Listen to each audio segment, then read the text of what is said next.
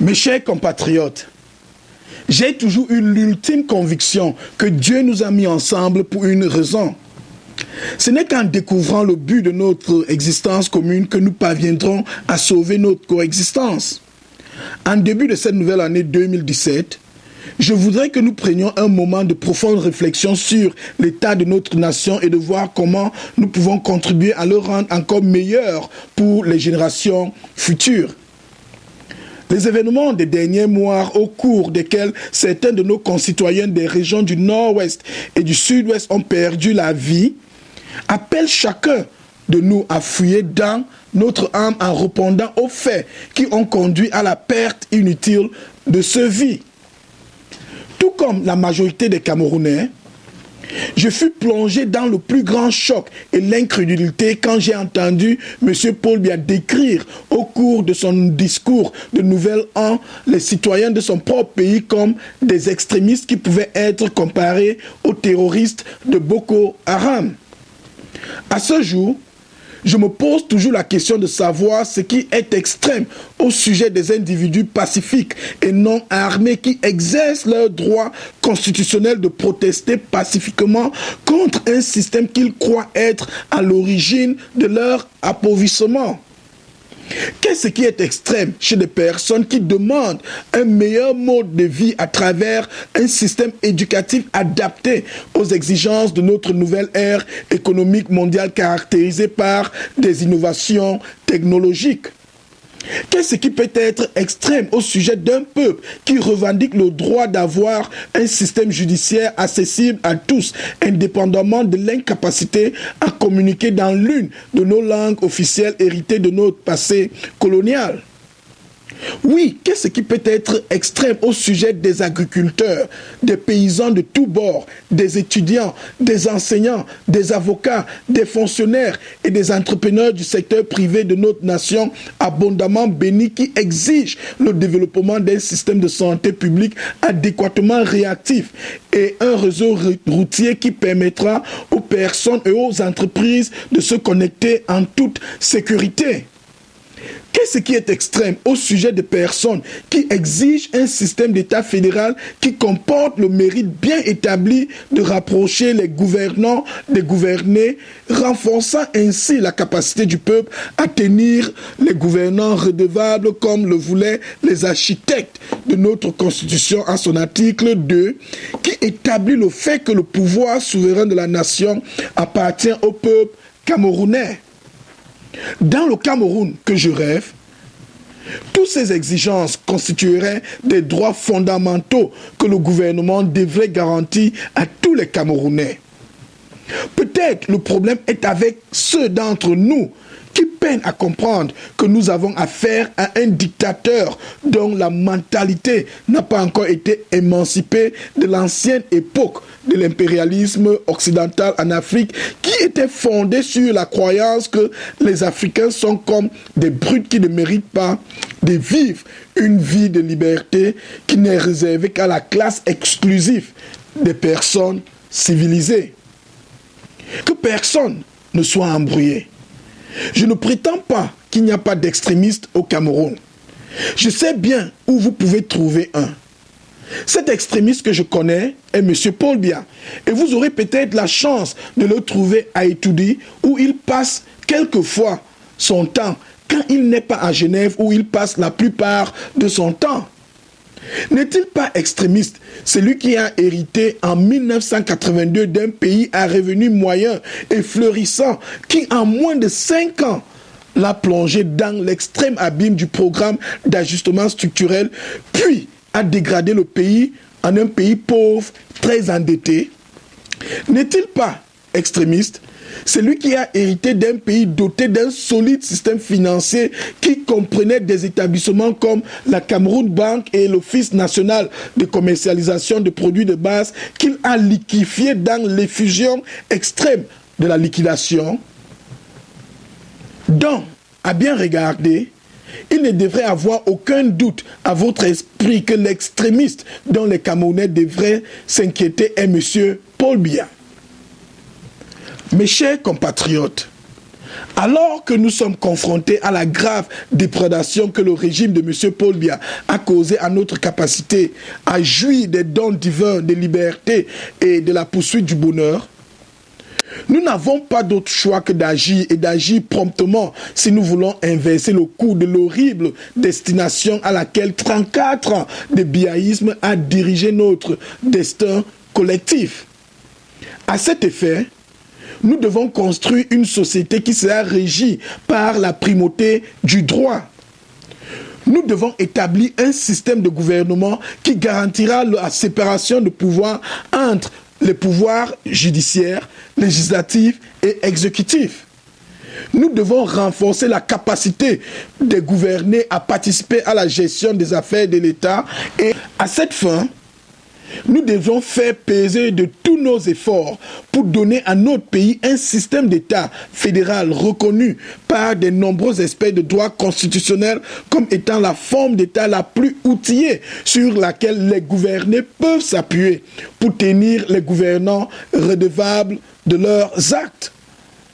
Nous devons libérer notre économie de la soumission néo-impériale et établir une monnaie nationale qui nous garantirait une politique monétaire prévisible. Nous devons construire une économie autosuffisante qui adopterait les bonnes vagues du système économique de marché libre tout en offrant une protection aux segments les plus vulnérables de notre société à travers des programmes sociaux bien conçus. Nous devons agressivement poursuivre une politique d'industrialisation qui améliorera notre capacité d'obtenir la meilleure valeur des ressources naturelles dont Dieu Tout-Puissant nous a bénis. Nous devons encourager et promouvoir l'entrepreneuriat privé comme moteur de notre croissance économique. Le gouvernement ne peut pas se forcer comme la solution à tous nos problèmes. Je suis convaincu que nos entrepreneurs du secteur privé peuvent mieux faire croître notre économie que les officiels du gouvernement de M. Paul Biya. Au Cameroun, les responsables gouvernementaux manquent le bon sens qui permet de prendre des décisions économiques rationnelles. Nous savons tous que si vous remettez 75 milliards de francs CFA à un officiel gouvernemental extrémiste comme M. Paul Biya, il vous dira que la meilleure façon d'investir cet argent serait d'importer 500 000 ordinateurs à distribuer aux étudiants. Mais par contre, si vous remettez le même montant de 75 milliards de francs CFA aux entrepreneurs privés, ils chercheront comment maximiser l'impact à long terme de cet argent sur l'économie. Peut-être en investissant dans la création de 500 000 entreprises start-up avec des capitaux initiaux de 150 millions de francs CFA. Oui, je veux dire 500 investissements avec des capitaux initiaux de 150 millions de francs CFA. Pouvons-nous tous rêver du nombre tangible d'emplois qui seraient créés par un tel raisonnement? Mes chers compatriotes, nous avons tous le droit de rêver le rêve de faire de notre nation une grande nation dans le concert des nations. Car c'est en rêvant ainsi que les vrais combattants de la libération de notre pays comme Oumniobé, Osende Afana, Félix Roland Moumié, Ernest Wangi et Zacharias Abendon ne se sont arrêtés devant aucun obstacle dans leur quête pour construire une nation camerounaise. Personne ne sacrifie leur vie pour ce en quoi ils ne croient pas. Je tiens à dire à M. Paul Biya qu'il n'a pas gagné l'estime lui permettant de revendiquer l'héroïsme de nos pères fondateurs qui ont sacrifié leur vie pour notre nation en raison du fait qu'ils représentent l'incarnation de tout ce que nos héros historiques ont combattu. Nos héros n'ont pas sacrifié leur vie pour que plus de 50 ans après l'indépendance, nous serions toujours liés à les chaînes d'une monnaie impérialiste comme le franc CFA. Nos héros n'ont pas sacrifié leur vie pour que plus de 50 ans après l'indépendance, nous serions toujours à courir derrière des institutions financières de l'hégémonie impérialiste comme le Fonds monétaire international avec ses programmes d'ajustement structurel qui ne correspondent à aucun de nos besoins. Mes chers compatriotes, ceux qui jettent des doutes sur notre capacité de nous lever comme une grande nation ne savent pas où regarder. Vous pouvez voir le potentiel de notre grandeur dans nos jeunes qui ont dominé le monde avec des médailles d'or olympiques en 2000, 2004 et 2008.